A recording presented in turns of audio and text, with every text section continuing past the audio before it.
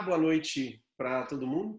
A gente vai hoje fazer uma aula falando um pouquinho mais sobre a prática do yoga e os óleos essenciais. Então, vou fazer uma pequena introdução dos óleos essenciais, uma pequena introdução sobre yoga para quem não conhece, e a gente vai falar de algumas das principais técnicas. O yoga é uma coisa muito ampla, mas a gente vai falar algumas das principais técnicas e como que a aromaterapia pode, de alguma forma, auxiliar na nossa prática de yoga.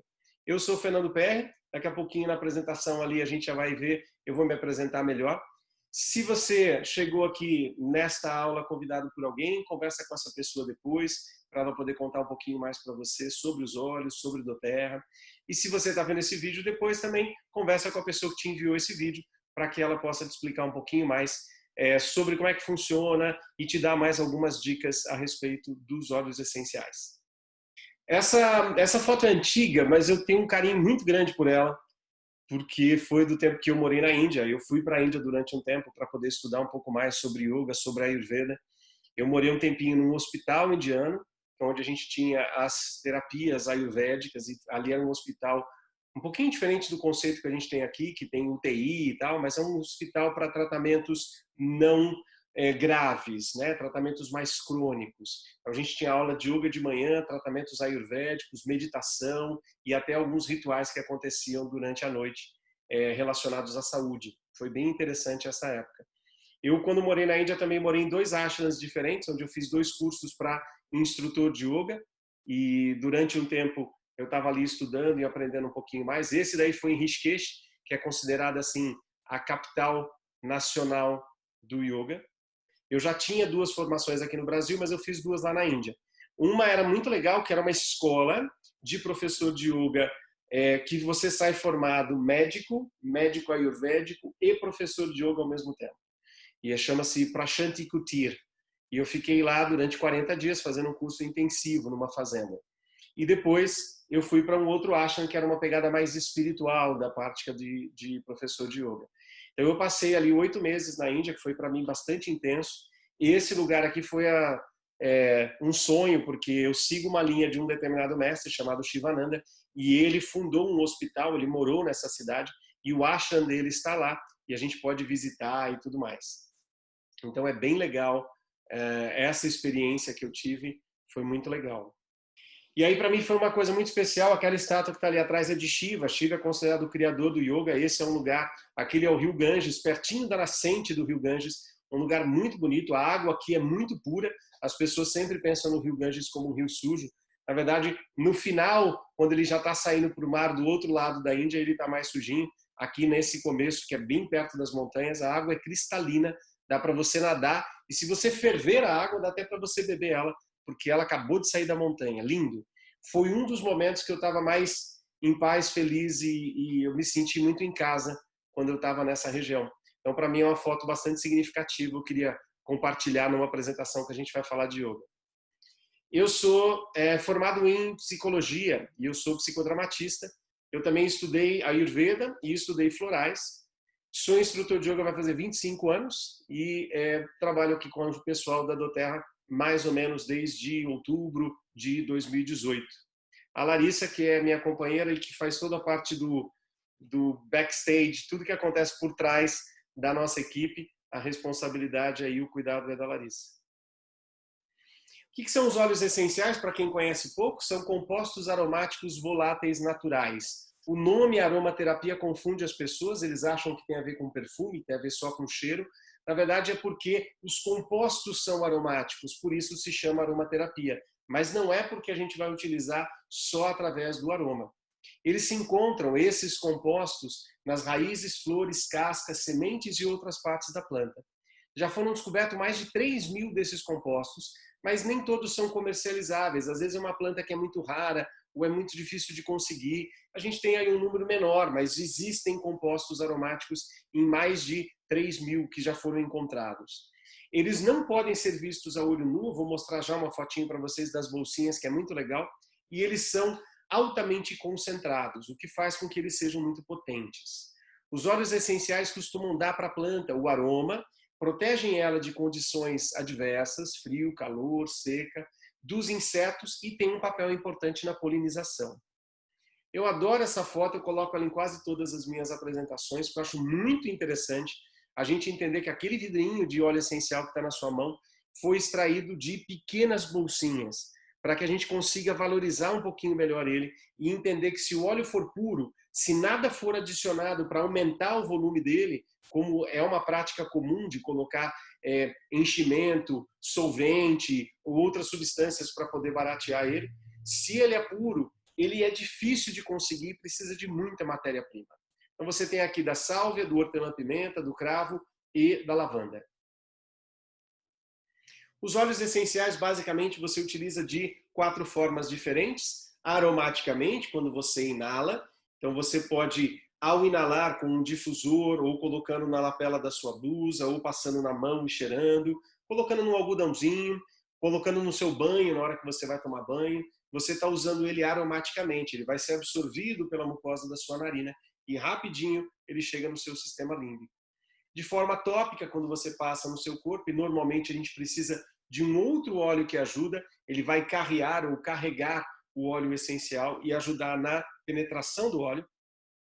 De forma ingerível, e daí tem que ter um cuidado muito especial, não são todos os óleos que podem ser ingeridos, mesmo esse óleo sendo puro, como é o óleo da doTERRA, alguns óleos a gente não consegue digerir. O exemplo clássico que todo mundo conhece é do eucalipto, porque a gente não digere ele muito bem. Não significa que ele seja um veneno se você for tomar, mas ele não vai ser legal para você. E de forma ingerível, a gente tem que lembrar que, pelo menos aqui no Brasil, poucas empresas têm essa certificação de pureza que pode utilizar o óleo internamente. Falar um pouquinho de yoga para vocês, né? Yoga é uma coisa que quando veio para o nosso ocidente aqui, a gente deu uma deformada no yoga, a gente mudou ela um pouquinho. Então é muito importante a gente entender que na tradição oriental, o yoga tem muito mais a ver com o crescimento espiritual e fazer com que o seu corpo se movimente para libertar a sua alma. E quando ele chegou no ocidente, a gente foi cortando algumas arestas dele e a gente deixou ele com uma cara muito de prática física. E ele acabou virando uma prática física suave. Pessoas que não gostam de atividade física vão para a prática de yoga. Isso era até quando eu comecei a praticar. Depois teve uma outra vertente que vem mais do pessoal dos Estados Unidos, que começou a fazer uma prática muito forte e muito intensa. E aí ele se transformou numa prática física intensa mesmo, com posições super complicadas. Então é engraçado que as pessoas têm duas visões de yoga completamente diferentes. Eu, como professor há muito tempo, vejo pessoas falarem: eu não posso fazer yoga porque eu não consigo ficar sentado. Porque ela acha que ela vai ficar sentada o tempo inteiro sem fazer nada, meditando. E outras pessoas dizem: eu não posso fazer yoga porque eu não consigo colocar o pé atrás da minha cabeça. Porque ela viu uma determinada prática e ela acha que todas as práticas de yoga são daquela forma. Então a gente estereotipou muito o yoga. Então vamos voltar um pouquinho na raiz. O yoga é uma filosofia que visa a identificação do ser humano com a sua própria natureza, a integração dele com o universo, o micro e o macrocosmos. Shivananda, que é o mestre que eu gosto muito, ele diz que a integração e harmonia entre os pensamentos, palavras e ações, ou a integração entre a cabeça, o coração e as mãos. As mãos representam as nossas ações, o que a gente faz, e o coração os nossos sentimentos e a cabeça representa o nosso pensamento. Quando esses três estão em harmonia, quando esses três estão em união, e a palavra yoga, uma das suas 32 traduções diferentes, é união. Então, quando estamos em união, estamos em estado de yoga. Eu gosto muito deste, que é o nosso grande representante do yoga no Brasil, o Hermógenes. Se você não conhece, minha primeira dica, ler o livro dele chamado Autoperfeição com Hatha Yoga. Talvez seja o primeiro livro escrito por um brasileiro específico de yoga no Brasil, sem misturar com outras técnicas e outras coisas. E ele diz assim, que hibernado na superfície, os normóticos, o Hermógenes chamava de normótico aquela pessoa que luta para ser normal, que ela quer ser igual a todo mundo. Ele tem um livro chamado Deus me livre de ser normal. Ele diz que os normóticos consumidores de modismos no Ocidente estão desviando o yoga dos seus santos e sábios objetivos, reduzindo a uma ginástica a serviço da egoesclerose. Ele chama de egoesclerose a doença do ego inflado, e é lastimável. As pessoas começam a fazer yoga, no segundo mês que ela está fazendo yoga, ela tira uma foto fazendo alguma posição bonita em algum lugar e posta no Instagram dela, ou no Facebook, onde for, como se aquilo fosse: olha, eu faço yoga. Na verdade, aquilo eu estou fazendo uma posição que faz parte de uma das 12 grandes técnicas do yoga. Existem 4 grandes caminhos do yoga e a gente diz que se você não conhecer todos eles, você não pratica yoga de verdade.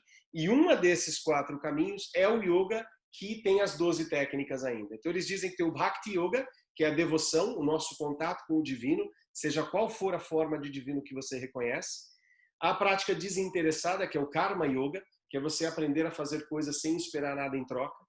O conhecimento e você melhorar o seu conhecimento e percepção de si mesmo para você entender o que é ilusão, o que é transitório, que eles chamam de Maya, e o que é real, o que é verdadeiro. E o Raja Yoga, que é o yoga clássico, que é dividido naquelas historinhas que a gente sabe lá da posição, meditação, relaxamento. Isso é um dos 4 grandes caminhos do yoga.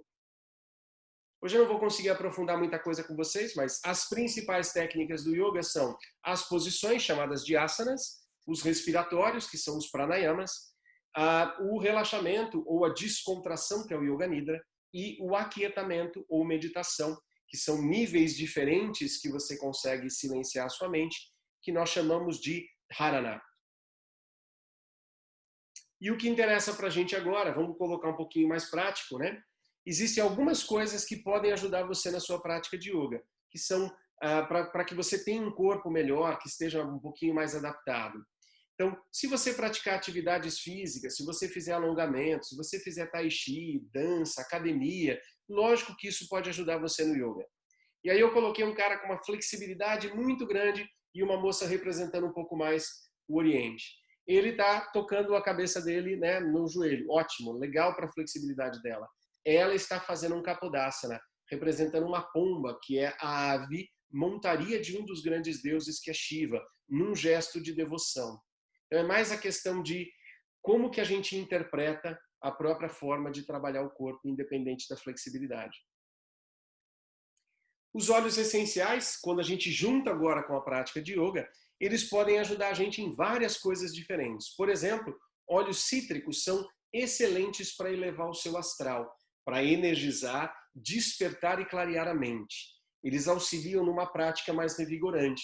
Você poderia usar, no caso dos óleos da doTERRA, que são ingeríveis, você poderia ingerir uma gotinha de limão, tangerina, laranja-lima, bergamota pela manhã para começar bem o seu dia. Você também poderia colocar uma gotinha na sua roupa para você poder sentir o cheiro. E se você está numa prática num local fechado, você poderia colocar um difusor ali para você experimentar um pouquinho melhor isso. No caso, lembrando que cítricos, a gente não pode ficar no sol depois de passar na sua pele, então você não passaria nas mãos, no rosto e iria praticar no sol. Mas você poderia passar numa parte do seu corpo que não vai ter contato com o sol, por exemplo. Se você vai fazer uma caminhada, podia passar na planta do pé, colocar uma meia, um tênis e sair para caminhar. Eles são ótimos, os óleos cítricos, para aqueles dias que você está mais cansado e sem energia ou sonolento. O limão siciliano, ele é um excelente exemplo desse grupo de cítricos.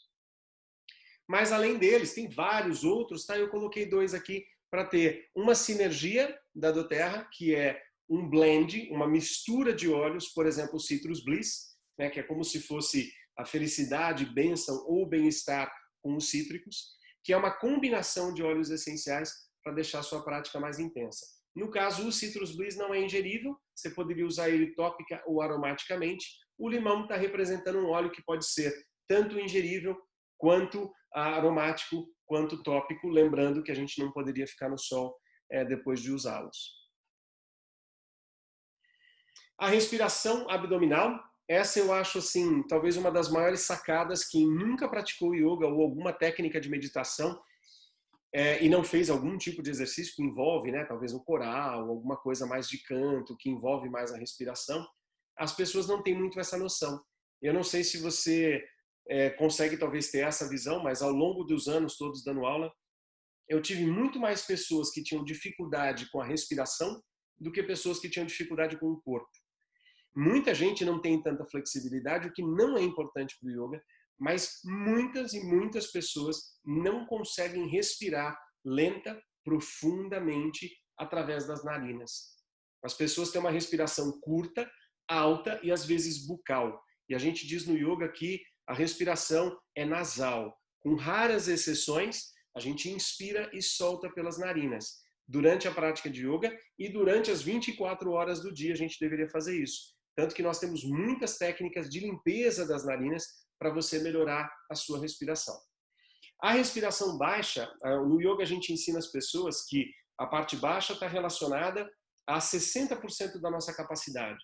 A média, que fica nas costelas, com 30%, e a alta, que fica na região do peito, com 10%.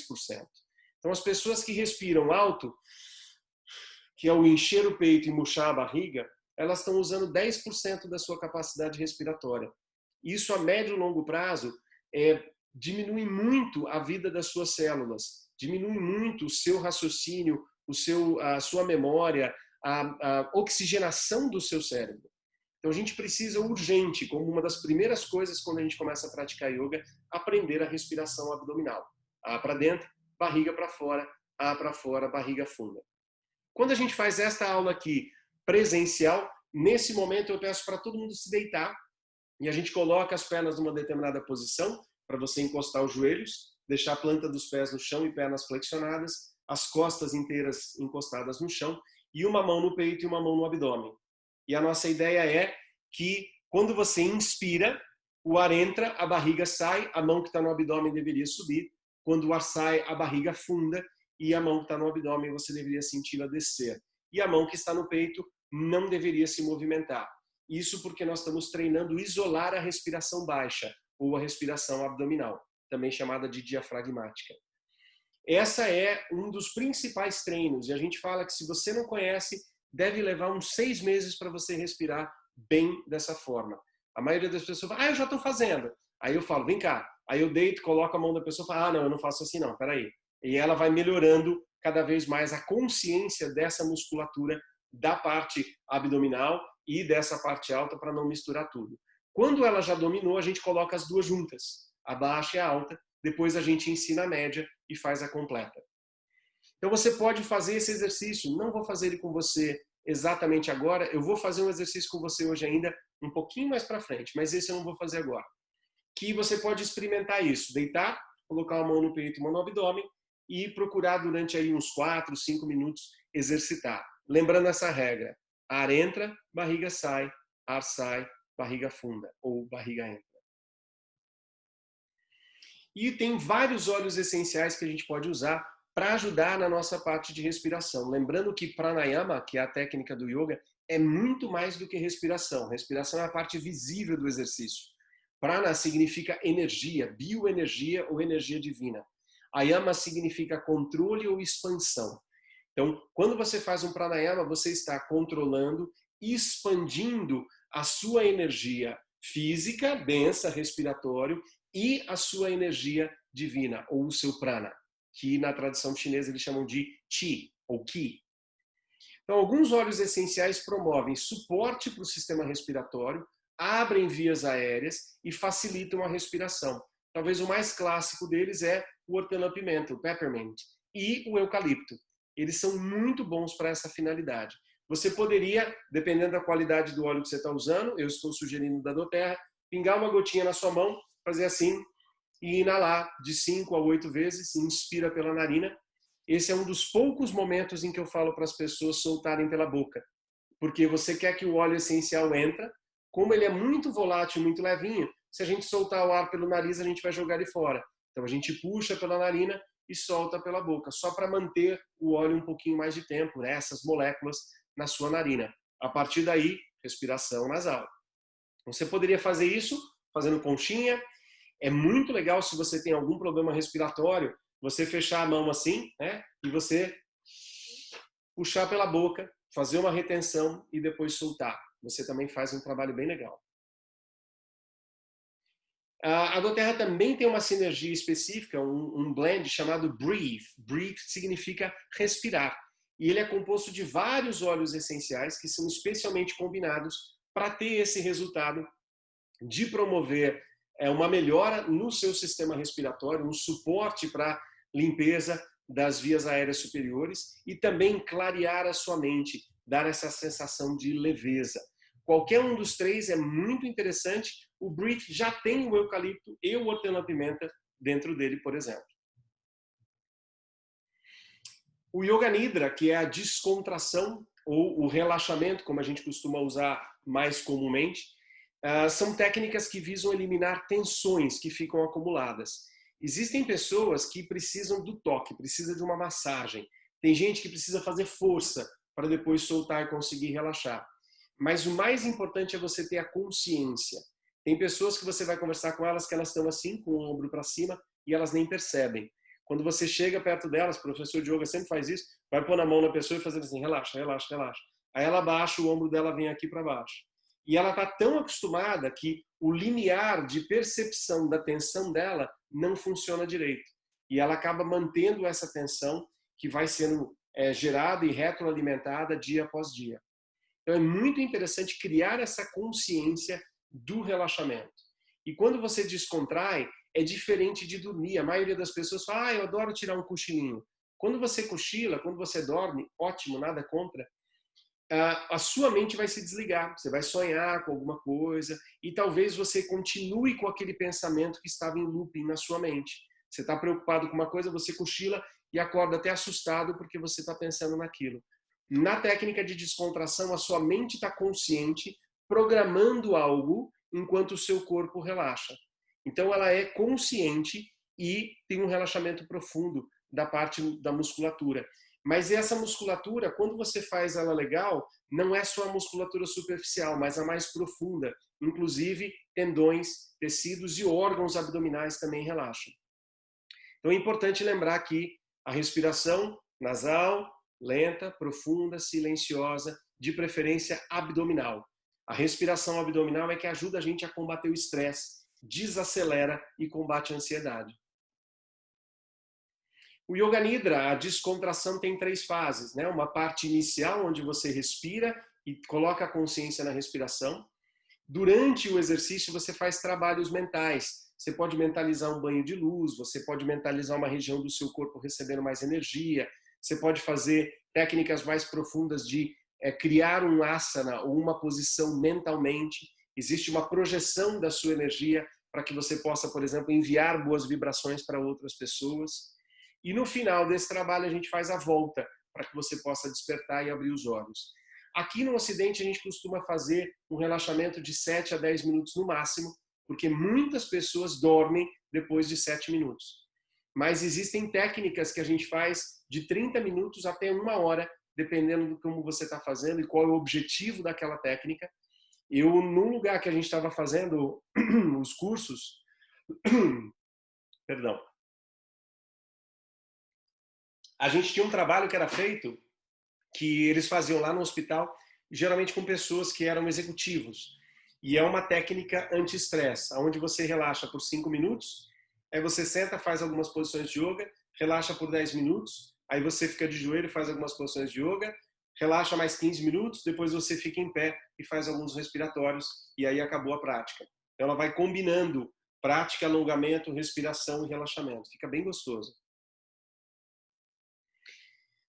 Os óleos essenciais, para ajudar a gente na descontração, tem muitos e pessoas interagem diferente com os óleos essenciais. Os óleos essenciais têm muitos compostos químicos.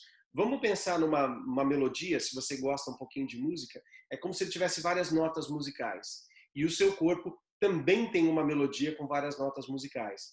Dependendo daquela harmonia do óleo e a harmonia do seu corpo, eles vão interagir de uma forma, produzindo uma melodia.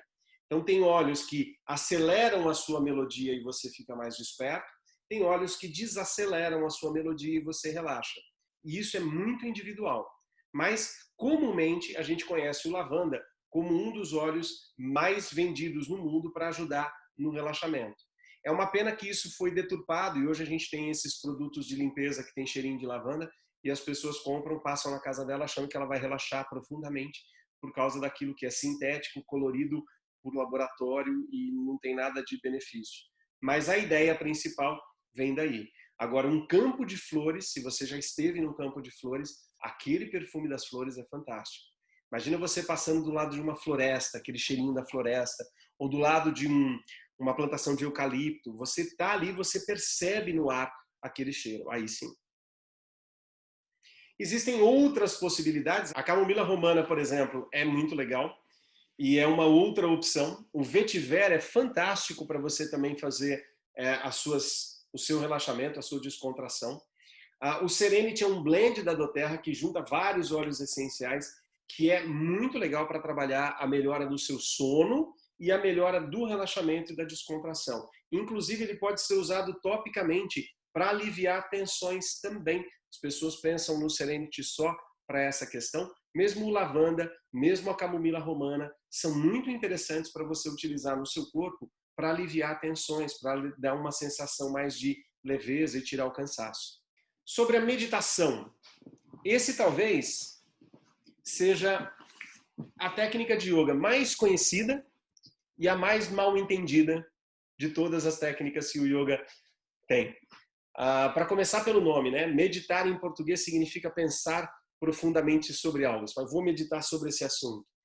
E, na verdade, a ideia da meditação é desacelerar o seu pensamento, esvaziar a sua mente o máximo possível, ou, pelo menos, colocar um único foco na sua atenção.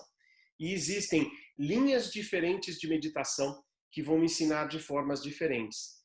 E é importante que a gente tenha essa compreensão também de que não é certo ou errado, é só diferente.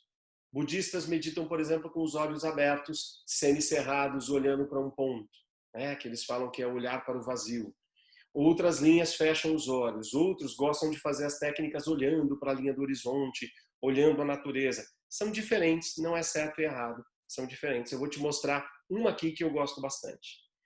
Primeira coisa que a gente tem que entender é que existem meditações dinâmicas e meditações passivas. A dinâmica é muito legal para quem tem dificuldade de ficar sentado e meditando.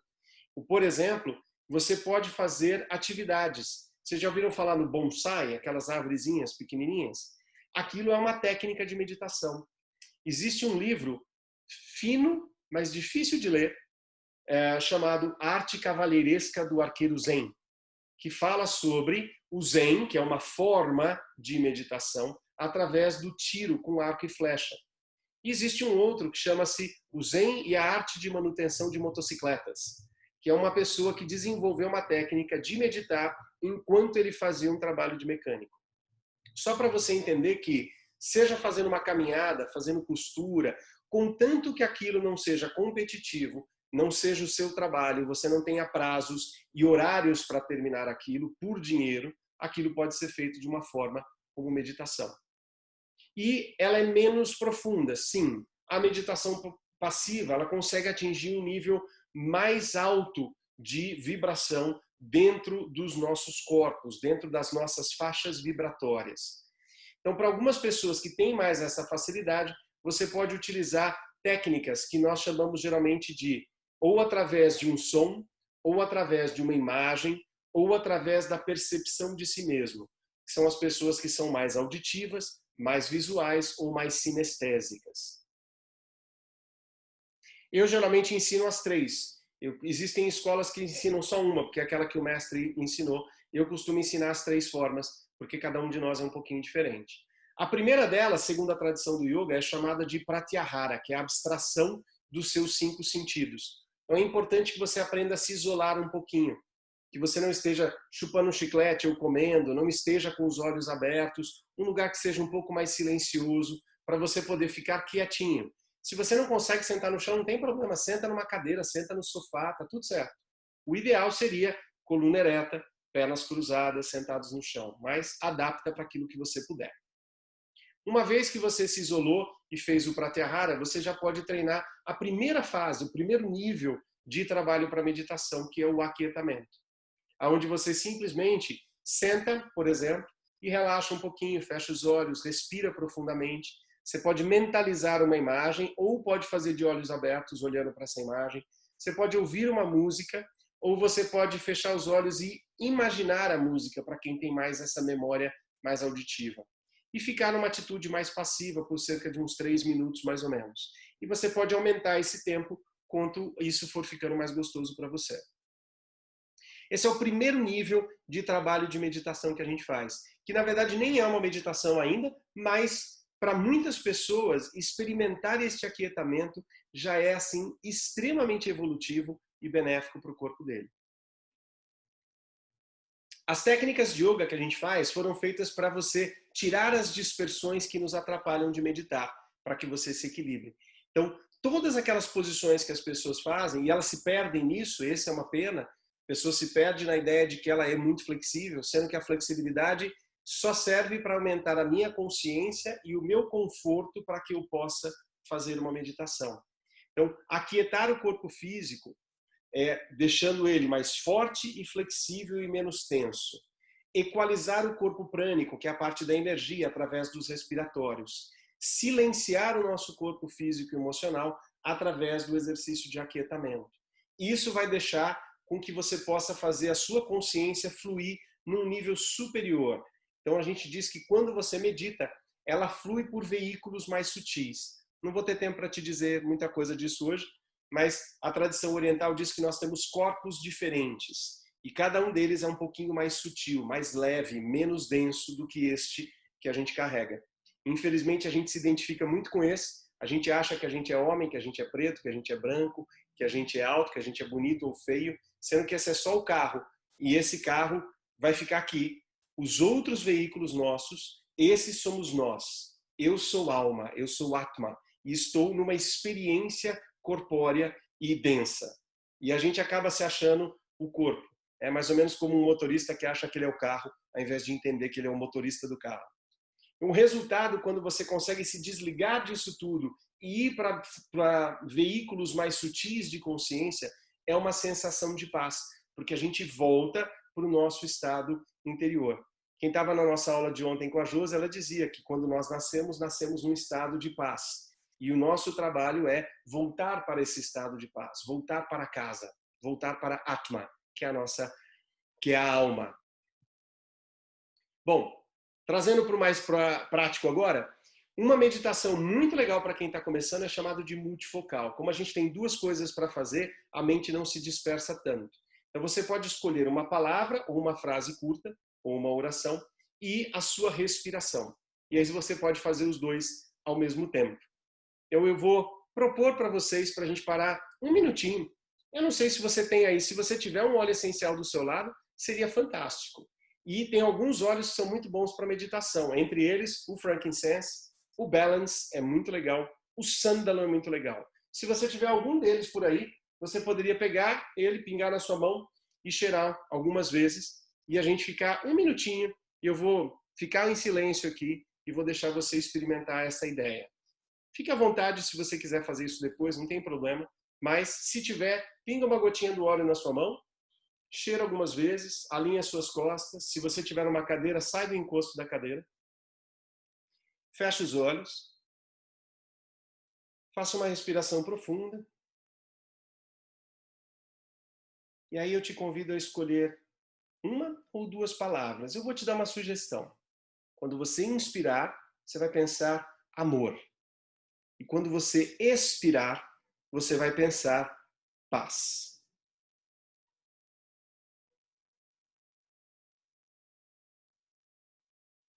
Na inspiração, amor.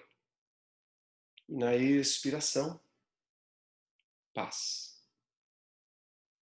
Se você ainda está com óleo, pode continuar respirando o seu óleo. E eu vou contar um minutinho.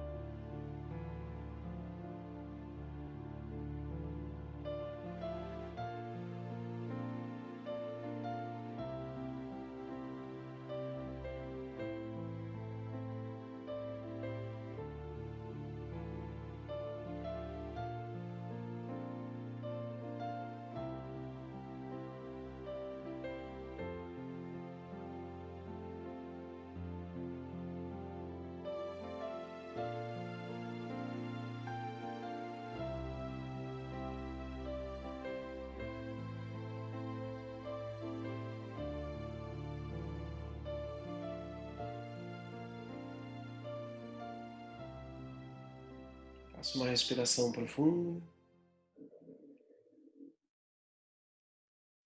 Se você estava curtindo, me desculpa. Se você não estava curtindo, de nada. Tirei você do silêncio.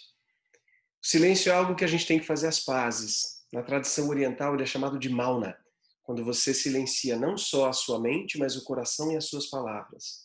E o exercício de mauna, quem fazia mauna um dia por semana era Gandhi.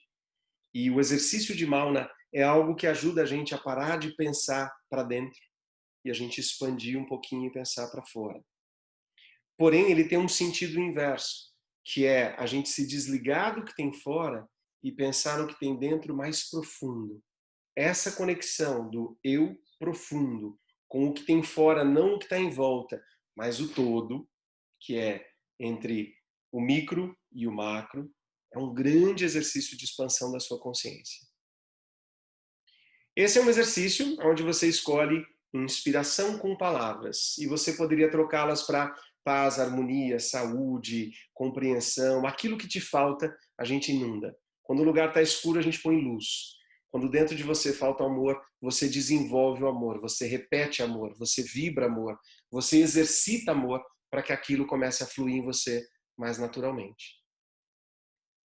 Para ajudar na sua meditação, se o local for adequado, se você fizer com regularidade, se a roupa for confortável, se a posição estiver melhor, se você estiver imóvel e tiver uma atitude mental, isso vai ajudar muito, sem dúvida alguma. E aí, tem alguns olhos que podem ajudar você nessa tarefa árdua aí para algumas pessoas de silenciar a sua mente. São ferramentas, não vão fazer o trabalho por você. Que é, por exemplo, o sândalo havaiano. Na tradição da Índia, eles usam muito o pó do sândalo, eles molham com água e passam nessa região. E a sensação térmica que o sândalo refresca é muito interessante, especialmente em dias mais quentes, fica bem legal. O olíbano, que é o frankincense, também é um óleo fantástico para essa questão da meditação, é o óleo da conexão com o Pai terrestre e o Pai superior. Então é o óleo da conexão espiritual, o óleo para abrir a nossa visão espiritual. São alguns dos melhores óleos que a gente tem para meditação. A doTERRA tem um que é o meu favorito, que é o Balance. Balance significa equilíbrio. Ele é feito com uma composição de óleos, inclusive com o frankincense dentro dele, que é o aroma que mais me agrada, é um dos óleos que eu mais gosto e eu percebo o efeito dele muito legal. Ele é um companheiro muito bom para aquelas pessoas que têm a mente acelerada. A gente diz que o lavanda é muito legal para desacelerar suas emoções, mas o Balance que é o óleo legal para desacelerar o seu pensamento. Então, se você não tem, eu te convido a conhecer o Balance, que eu tenho certeza que você vai gostar, não só do aroma, mas do efeito que ele tem na gente. E que o mais importante, eu tive a experiência de conhecer um professor de meditação transcendental quando eu estava na Índia. Era um professor italiano, chamava-se Maurizio. E eu morei na Itália durante um tempo, eu falo italiano, é uma das línguas que eu mais gosto, na verdade. Se eu pudesse, eu usaria o italiano o dia inteiro, eu gosto mais dele do que do inglês. E eu me lembro de ter aula na beira do Rio Ganges com o Maurizio, fazendo as aulas comigo em italiano, e foi incrível. E uma coisa que o Maurizio me ensinou era: aceite a sua meditação como ela é hoje. Não brigue com ela, não brigue com a sua mente. Trabalhe para melhorar. A aceitação é o início da transformação. E aí existe uma oração chamada oração da serenidade, que eu gosto bastante, que fala que eu tenha serenidade para aceitar as coisas que eu não posso mudar, que eu tenha coragem para mudar as coisas que eu posso e que eu tenha sabedoria para saber a diferença. Quando a gente fala dos óleos essenciais, eu preciso fazer um parênteses aqui e te contar um pouquinho mais sobre isso. Muitas coisas são importantes para a gente escolher um óleo que vai mexer, para pensar, com o meu corpo físico, vai mexer com a minha energia, vai mexer com as minhas emoções, vai mexer com a minha mente. Eu não posso escolher um óleo para entrar no meu corpo e fazer isso que não seja um óleo legal, que não tenha uma boa qualidade, que não tenha sido feito desde o início até o final, pensando nas pessoas, desde as pessoas que trabalham, nas pessoas que fazem essa transformação da planta num óleo essencial e as pessoas que recebem e distribuem isso. Tem que ser um óleo que foi feito com o carinho e a dedicação com o planeta, com as pessoas e com uma pureza que, quando chega em mim, me eleve para um outro nível de consciência e não me puxe para toxinas, coisas sintéticas e corantes que são artificiais. A localização geográfica e o clima são importantes para a produção dessa planta. O método de duração da destilação, tem óleos que se você destilar por 40 minutos, você já estragou ele. Tem óleos que levam 7 dias para você fazer o processo. E esse segredo, isso é uma arte de como você faz isso. A época correta do plantio e da colheita, o horário correto da colheita e até o tempo entre a extração e a destilação vão influenciar a qualidade desse óleo. A gente escolheu, eu escolhi doTERRA muito tempo atrás, quando eu comecei a trabalhar, porque eu sei que os produtos são orgânicos, que eles têm uma preocupação ambiental, os óleos não são testados em animais, e eles têm uma responsabilidade social incrível, com projetos com impacto e Healing Hands. Diga-se de passagem, neste sábado nós vamos ter uma aula sobre Healing Hands com a Mariana, e eu convido vocês para assistirem, que são os projetos sociais da doTERRA. Eu tenho certeza que vocês vão se apaixonar pela empresa e por essa ideia que ela tem. Se você gostar e quiser conhecer os produtos, se quiser ter alguns desses produtos, tem 3 formas diferentes. Você pode comprar de uma pessoa que está ligada à empresa. Eles não quiseram que esses produtos fossem parar em lojas ou em farmácias, porque uma pessoa que não conhece o óleo, não experimentou, não usou ele, vai acabar te dando ele e vai te dar um papelzinho para você ler. E a ideia é que a pessoa que está te dando os óleos tenha esse cuidado, esse amor e essa vontade de te ajudar com eles, para que você use com segurança e que você tire o máximo que você pode de benefícios do óleo. Você pode se tornar um cliente da doTERRA criando uma conta para que você possa comprar tudo com descontos e participar de promoções, e aí você já tem acesso a treinamentos, livros, e-books e inclusive até um curso de aromaterapia básico. E você pode se tornar um consultor, que é uma pessoa que, assim como eu, quando conheceu os óleos, falou: poxa, eu quero mostrar isso para mais pessoas. E aí você pode ajudar outras pessoas a conhecerem, você pode revender o óleo se você quiser, você pode trabalhar mais na educação dos óleos, que é o que eu faço, e você pode ainda participar de todas as promoções, todos os benefícios que tem um cliente preferencial e ainda receber um bônus da empresa de acordo com aquela movimentação que as pessoas que você trouxe para a empresa estão fazendo naquele mês. A doTERRA não exige que você tenha um kit para você fazer o seu cadastro, você pode adquirir só os óleos de uma pessoa que está na doTERRA, independente do kit, mas tem uma vantagem muito legal, que o kit é um combo que vem várias coisas com um preço bem bacana. Eu separei 2 aqui só para mostrar para vocês, porque tem tudo a ver com os óleos que a gente estava comentando hoje. Esse óleo, por exemplo, tem o lavanda, tem o limão, tem o hortelã-pimenta, tem o breathe, tem o frankincense, que são óleos muito interessantes para você fazer esse trabalho que a gente comentou aqui no yoga, por exemplo, nessa prática levada para o yoga. Então esse é um kit bem legal, que são 10 óleos de 5 ml. Existe uma outra versão, que são os óleos de 15 ml, e um deles que é de 5, que é o essencial para o lar, e ele vem um difusor. Esse aqui é bem mais interessante, porque na verdade os óleos são maiores e você tem um difusor para você fazer esse trabalho. Se você quiser conhecer um pouquinho mais sobre essa prática dos óleos essenciais ou do yoga, fala comigo. Eu tenho um site que é o Yoga Bauru, a gente tem também um grupo no Facebook, na verdade uma página no Facebook chamada Yoga Bauru. Eu sou de Bauru, tenho uma escola de yoga aqui, e eu tenho um outro trabalho que a gente faz, que chama Estúdio Virtual de Yoga, onde a gente faz uma coisa não localizada da nossa cidade, e a gente está desenvolvendo algumas coisas lá com o tempo. Tem 2 trabalhos que a gente está planejando para o comecinho do ano que vem, que eu acho que vai ser bem legal, que vai ser um curso online de meditação e de relaxamento, com aulas práticas, inclusive usando os óleos essenciais nele. Então aguardem que vai sair um trabalho bonito aí para o ano que vem. Então esse daí são as nossas redes sociais. Quem me ajuda muito nesse trabalho dos óleos é a Larissa. Então tudo que tem você essencial aqui, tem o dedinho da Larissa, aliás, o dedinho não, as 2 mãos inteiras da Larissa fazendo esse trabalho. Se quiser entrar em contato comigo, está aqui. Se você está aqui convidado por uma pessoa, entre em contato com essa pessoa que te convidou, para ela te falar um pouquinho mais sobre os óleos. Se você está vendo esse vídeo depois, faça isso também, e eu acho que vai ser legal para você conversar com essa pessoa. Isso é o que eu planejei falar com vocês hoje, fazer uma introdução sobre yoga. Yoga é uma coisa extremamente profunda, eu sou um grande apaixonado. Apesar de eu dar aula há 25 anos, eu estou com 50 e eu pratico yoga desde os 16.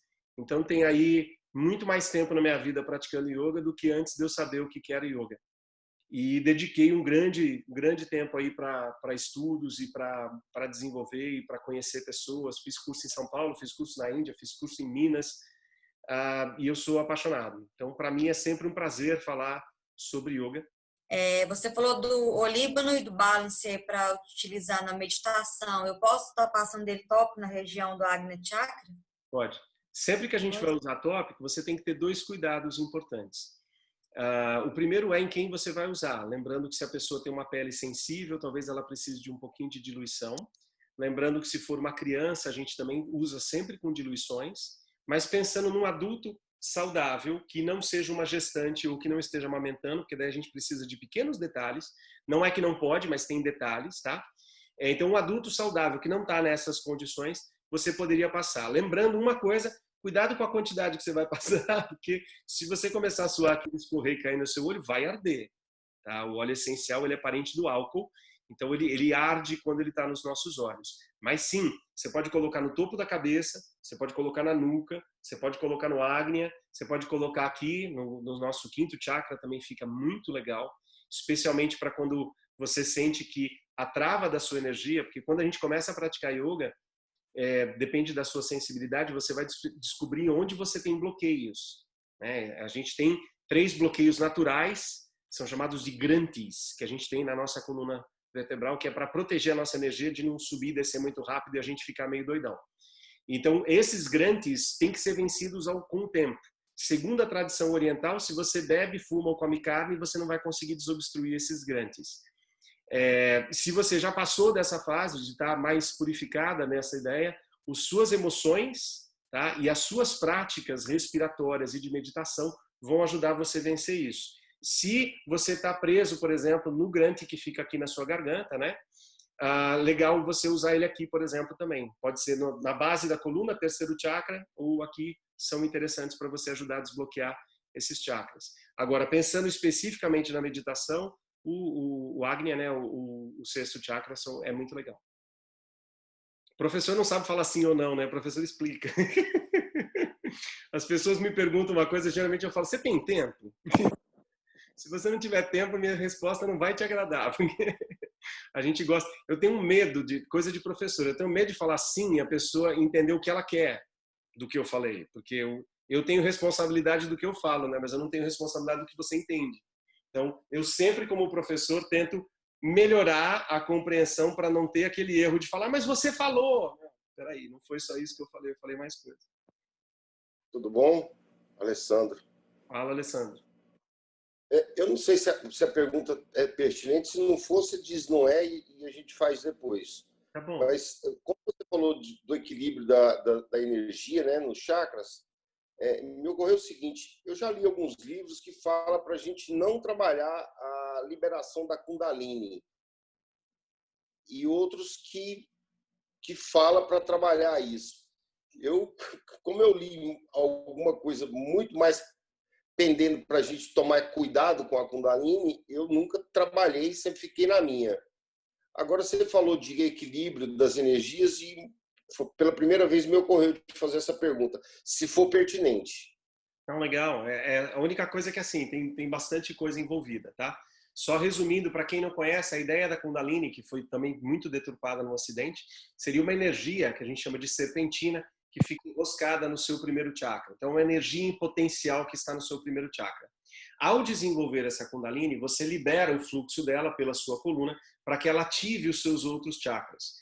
Existem tradições, a Índia, como tudo que é muito antigo, tem muitas variações. Né? Se você parar para pensar, o cristianismo, que tem, em teoria, 2000 anos, vamos arredondar um pouquinho, em 2000 anos ele se dividiu em quantas versões diferentes?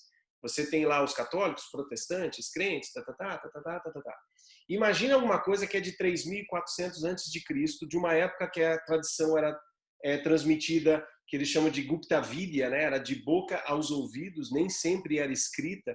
Então, foi sendo criado muitas coisas. E você tem dentro de uma das linhas, que é chamado mais do Tantra, você ainda tem vias diferentes, que eles chamam de mão esquerda, mão direita. E você tem uma outra linha, que são mais brahmacharyas, que não gostam tanto dessa ideia da Kundalini. Então você vai ter livros que vão dizer que é muito legal, você vai ter livros que vão dizer que é muito ruim. Não sou eu que vou te dizer se é bom ou ruim, tá? Porque dependeria da linha que você está estudando. Eu sempre acreditei que quando a coisa é feita da forma correta, no Ocidente a Kundalini chegou como energia sexual. e as pessoas faziam práticas para despertar a Kundalini pensando em melhorar a sexualidade. Eu nunca fui desta linha. Para mim, Kundalini é uma energia de Deus que foi colocada ali para no momento em que você consegue fazer ela fluir através do seu corpo, você ligar a sua parte mais básica, que é o seu primeiro chakra, a sua parte mais alta, que é o chakra da coroa. E se você conseguir favorecer isso, e segundo a tradição oriental, não é um trabalho de uma vida, a maioria das pessoas que conseguem falam, mas eu consegui numa vida. Já tinha várias antes, segundo a tradição oriental, onde você estava se preparando para isso. Então não se preocupe se você não conseguir numa, mas a iluminação tem a ver justamente com esse fluxo dessa energia, que é a energia serpentina, até você atingir o seu chakra da coroa. Então eu sempre pensei nela como uma energia divina, que nos leva à evolução, que nos leva a uma percepção do todo e uma conexão com o todo maior. Então, neste ponto de vista, eu não vejo nenhum problema com o desenvolvimento da Kundalini. Se a pessoa está pensando numa outra versão, existiam umas linhas que eles chamam de Tantra cinza ou Tantra da mão esquerda, e tem várias definições, aonde a bebida, o sexo, o excesso de comida era utilizado, inclusive, para esse despertar da Kundalini. Nesta forma, eu não vi assim, eu não entendo dessa forma. Então, eu não vou te dizer que essas duas foram as únicas que existem. Você vai pegar livros que vão te explicar de um outro jeito. É uma cultura muito antiga, muito enraizada em conceitos que às vezes a gente não consegue entender no nosso Ocidente. Então, eu vejo que como positivo, mas dentro de um contexto que é aquilo que eu acredito. Tá? Não sei se a resposta foi do agrado que você queria. Não, foi maravilhoso, porque eu nunca formei uma opinião a respeito, entendeu? Aí eu venho, ao longo desse tempo aí que eu estudo a respeito, tentando formar. E engraçado, né? A gente conversa tanto, mas nunca falei a respeito, nunca te perguntei a respeito disso, logo com o mestre, é para você ver, né?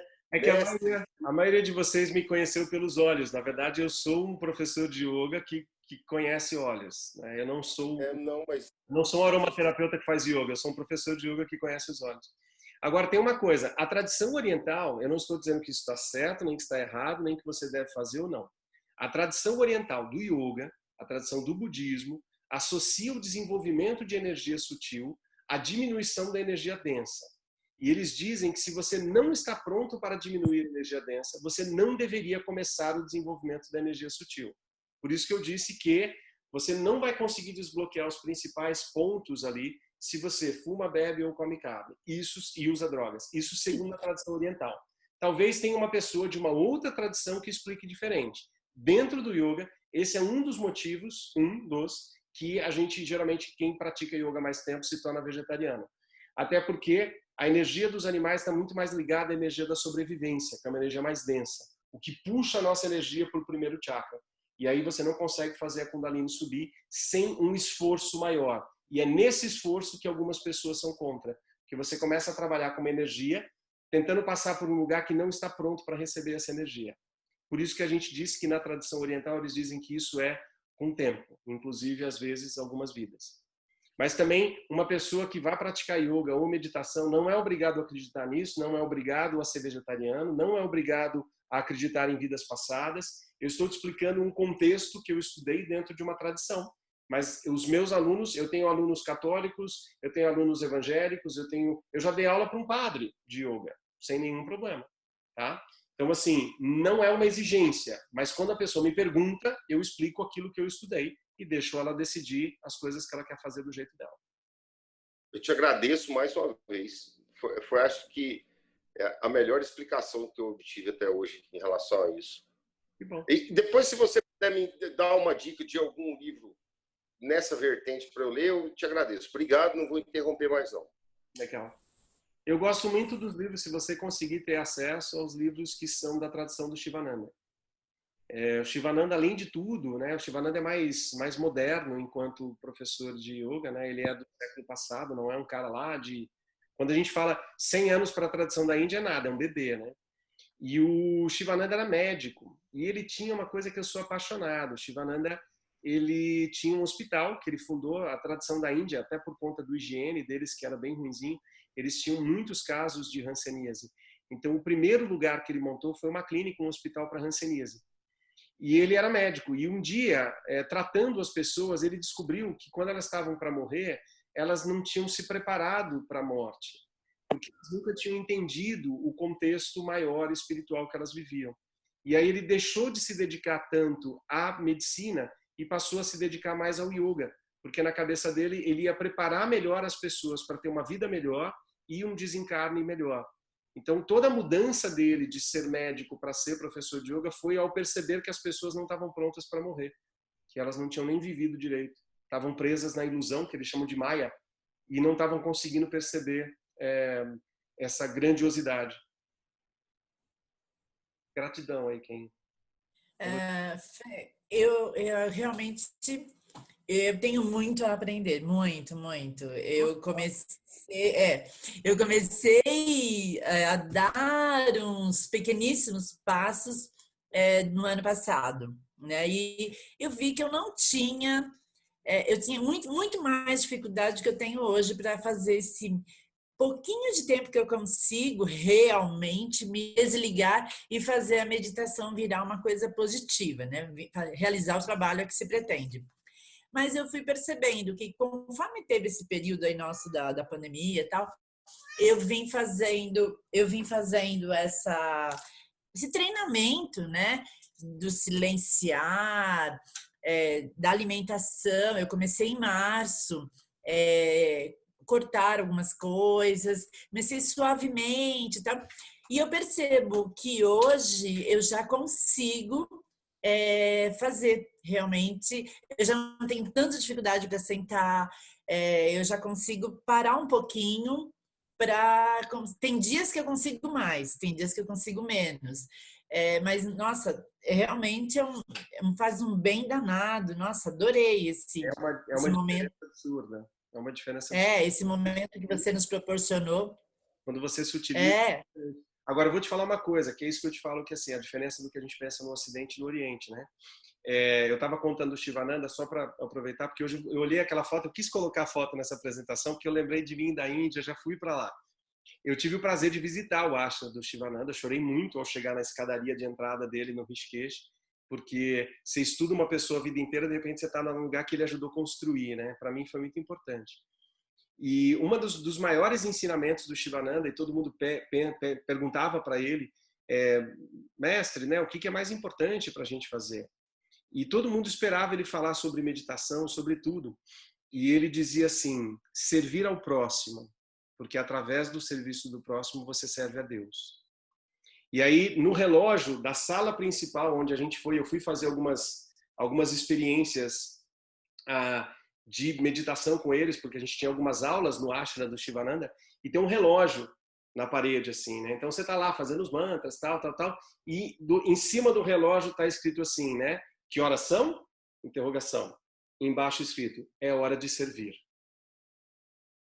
Para que você, toda hora que você olhe para o relógio, você não se esquecer que é hora de servir. E isso, para mim, é muito marcante. Quando você conversa com pessoas do yoga no Ocidente, o foco deles está no corpo, está no alongamento, está na meditação, está em regras muito assim. E na tradição oriental, tudo isso é importante, sim. E se você pegar um professor lá mais rígido, a gente acha que professor de yoga da Índia é tudo manso, assim, eles são grosseiros. O indiano é grosseiro. Ele não fala para você, por favor, tente sentar. Ele fala, senta! E se você não cruzar a perna direita, ele fala, o que aconteceu com a sua perna? Eles não são muito bonzinhos, eles são meio briguentos, assim. Mas eu me lembro de uma história, eu vou contar para vocês, vou compartilhar aqui, que é uma história que eu gosto muito, me emociona toda vez que eu lembro. Eu estava nesse hospital ayurvédico estudando e tinha um menino que era indiano que estava me ajudando, me ciceronando ali pela Índia. E ele falou, eu vou visitar um mestre de um templo budista. Você quer ir junto comigo? Eu falei, claro, vamos lá. E eu falei, o que nós estamos visitando? O que aconteceu? Ele falou, eu sofri um acidente. Ele sofreu um acidente, foi atropelado por um tuk-tuk.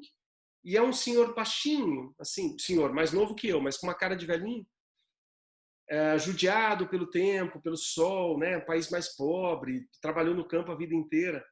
Quando nós chegamos lá, ele estava todo machucado, porque ele foi atropelado. E a hora que eu cheguei, o quarto deles é muito simples. O quarto dele tinha uma cama e uma cadeira. e nós estávamos em 2, não tinha espaço para 2 sentarem, eu e o meu amigo, porque ele não estava esperando uma terceira pessoa, né, uma segunda pessoa.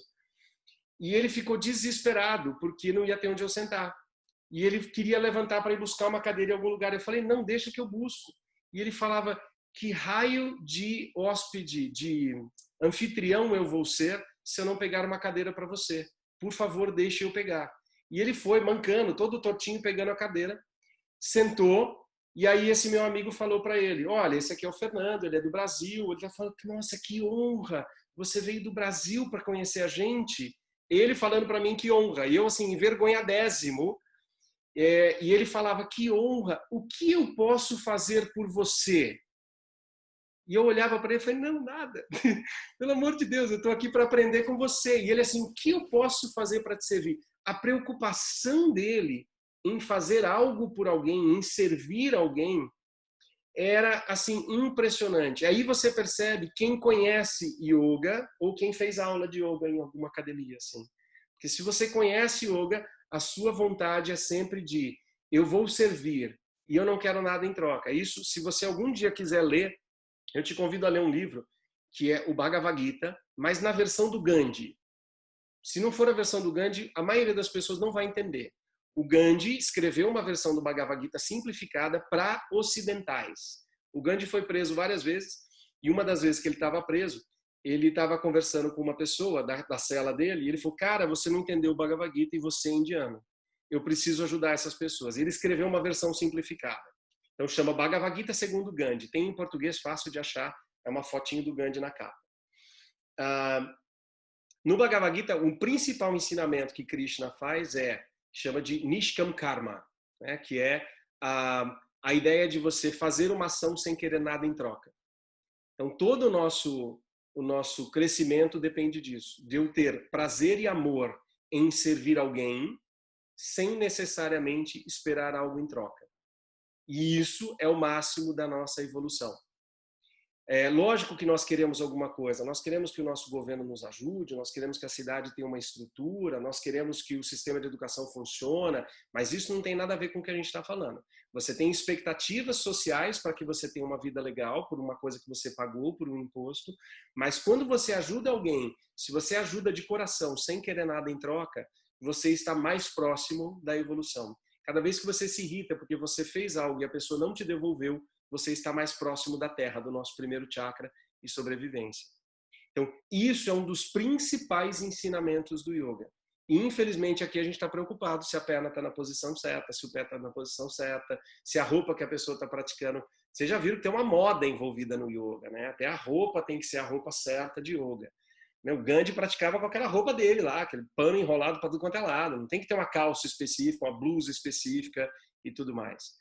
Então, a gente deixou o yoga um pouquinho superficial e ocidentalizado, né? É uma pena. Mas eu ainda tenho esperança de que um dia a gente volte. Eu, um tempo atrás, estava montando junto com a Lari um curso para formação de yoga, de professores, e a gente se deparou com uma coisa que eu nunca imaginei que eu ia me deparar, e acabei desistindo de fazer isso. Porque a gente montou um curso muito legal, que ia durar 24 meses, e a gente ia fazer 2 semanas intensivas de estudo nas férias, e as pessoas queriam um curso de 9 meses só. Eu falei, não, 9 meses não tem como eu te formar em professor de yoga, sinto muito. E eu preparei uma lista de livros. Aí esse grupo que eu estava indo dar essa aula falou, não, mas a gente achou um outro lugar que tem que ler metade dos livros e são só 9 meses. Eu falei, então você vai fazer lá, que eu não vou assinar um documento dizendo que você é professor de yoga com 9 aulas. Impossível. Eu acho que 24 meses é pouco. Eu praticava yoga há mais de 10 anos quando eu resolvi fazer um curso de formação. As pessoas me ligam e perguntam, você tem curso de formação? Eu falo, você já pratica yoga? Não, mas eu quero fazer um curso de formação. Para pensar, imagina que você não fala inglês e você liga para mim e fala, você tem um curso de professor de inglês? E eu falo, tenho, mas você fala inglês? Não. Então primeiro você precisa fazer um curso de inglês. Depois você faz um curso de formação. Se você não pratica yoga há pelo menos 2 ou 4 anos e você quer fazer um curso de formação, não faz sentido. Você não foi aluno ainda, como é que você vai aprender a ser professor? E esse jeito de pensar do ocidental me fez desistir de querer ser professor de curso de professor de yoga. Falei, não vou fazer isso. Não vai dar. Esse lado comercial de querer ganhar grana fazendo em 9 meses, assim, pacotinho só de sábado, não dá. Sem condições. Mia, eu viajei. Tá certo. A gente, assim, nesse momento que a gente viveu aí, né, março e tal, para mim foi muito legal, porque a minha equipe começou o negócio do reiki, a gente começou justamente numa semana, né, que antecedia e tal, e ali já teve algumas coisas de você estar fazendo isso de coração, né, e se sentir. Então, eu falo, combinou muito, porque a alimentação, depois, veio um tempo de silêncio, que era um silêncio realmente profundo, né, aqui na cidade, com certeza. E aí veio esse tempo da gente trabalhar a doação, né, que era aquele encontro, naquele momento que a gente se reunia todas as noites durante uma hora online para fazer. E tem de aprender e de conseguir, mas estamos dando os primeiros passos, e eu acho que isso é muito importante. Nossa, essa doação, você tá ali sentindo, vai crescendo dentro de você o sentimento, né, de fazer o teu melhor, né, e é isso, né, eu acho que é bem por aí. Tem 2 coisas só para eu completar das histórias. No Ashrama do Shivananda, todo final do dia, eles servem comida para as pessoas que estão ali próximas, né? E um dia eu fui perguntar, eu sou muito curioso, eu gosto muito de perguntar. Apesar de eu sou uma pessoa que eu gosto de falar, especialmente de alguns assuntos, quem já me conheceu falando de óleos e de yoga acha que eu sou muito tagarela. Se você me vê numa festa, por exemplo, onde as pessoas estão conversando de qualquer outra coisa, eu provavelmente estou quieto num canto ouvindo música. Porque para falar de alguns assuntos eu prefiro não falar. Mas se for de assuntos que eu gosto, eu me empolgo. E eu me lembro de perguntar para um monge, né? Mas vocês servem comida aqui todos os dias? E ele falava, sim, como é que eu posso ser feliz se alguém à minha volta está passando fome? Não tem como. É isso uma coisa que me marcou bastante. E outra coisa que me marcou foi o Hermógenes, que é esse grande professor brasileiro aí que eu espero que vocês conheçam depois. Olá, escreve para mim também o Autoperfeição com Hatha Yoga para o pessoal conhecer do Hermógenes, por favor. Aí quando o Hermógenes foi uma vez, estava dando uma entrevista para uma pessoa, e essa pessoa perguntou para ele, mas o senhor ainda pratica yoga? O Hermógenes morreu com 92 anos, né, há pouco tempo atrás. E perguntaram para ele, você ainda pratica yoga? E ele estava numa entrevista, sentado numa cadeira com a mulher, e ele falou, estou praticando agora. E ela falou, como assim? Ele falou, você acha que yoga é só quando eu estou sentado de pernas cruzadas? Ele falou, o yoga é o meu estado de união com Deus e comigo. Eu estou em yoga o dia inteiro. Eu não pratico yoga quando eu vou num lugar. Então, a ideia do yoga é você trazer o yoga para a sua vida. A gente fala que quando você fala oi para o porteiro do prédio, é yoga. Quando você paga a pessoa da padaria, é yoga. Se você se acha melhor do que alguém e a pessoa está te servindo, você tem que exigir aquilo dela com má educação, porque você ainda não entendeu o que é yoga. O yoga é você entender que eu e aquela pessoa somos tão divinos quanto. E eu preciso brigar com ela pelos meus direitos, mas com toda a educação que um ser divino merece, porque eu tenho que ter respeito a ele. Então, esse estado de yoga, que é o que o Hermógenes ensinava, né, é muito interessante. O que mais? Alguma pergunta? Vamos para uma coisa mais prática, para não precisar explicar tanto. Autoperfeição com Hatha Yoga, se vocês puderem. Tem um documentário do Eu Maior também muito legal, no qual o Hermógenes tem uma participação muito boa. Mas tem um documentário só do Hermógenes, no Netflix tinha, não sei se ainda tem, se você escrever Hermógenes no Netflix, tinha um documentário dele, que era o poeta do yoga. E tem um outro documentário dele que chama Deus me livre de ser normal, que também é fantástico para assistir, ambos do Hermógenes. Olha, Nete, não sabia que você estava aí. Ai, tá muito descabelado. Eu só quero convidar todo mundo a fazer aula com você, né? Porque acho que você tem mais alguma aluna aí na turma que tá aqui? Acho que não. Ah, sou eu. Não, mas foi muito legal tudo que você falou, né? E a sua aula dele é maravilhosa, viu, meninas? Quando voltar, vamos todas nos ver lá, né, Fer? Eu gosto, sou suspeito. Para finalizar, faz assim. Gratidão, pessoal. Obrigado. Eu vou finalizar a nossa aula como a gente finaliza normalmente. Não sei se vocês já ouviram essa explicação. existe uma tradição da Índia de finalizar com o Namastê, e a tradução que as pessoas costumam dizer é: o Deus em mim saúda e reverencia o Deus em você. Na verdade, essa palavra significa eu me curvo a Ele, né? Namasyate significa eu me curvo, eu reverencio a Ele, entendendo que Ele é o ser divino que habita em você, não este corpo, mas o ser divino, a sua alma. Então é como se fosse a minha alma, independente dessa aparência que esse corpo tem hoje, reverencia a sua alma, independente dessa aparência que você tem, para a gente entender que somos todos iguais em energia, não melhores, não piores. Eu acho que é um grande exercício de desenvolver humildade, da gente entender que a gente é igual aos outros. Então, finalizo com vocês. Namastê. Obrigado pela atenção, pela paciência e pela vontade de conhecer um pouquinho.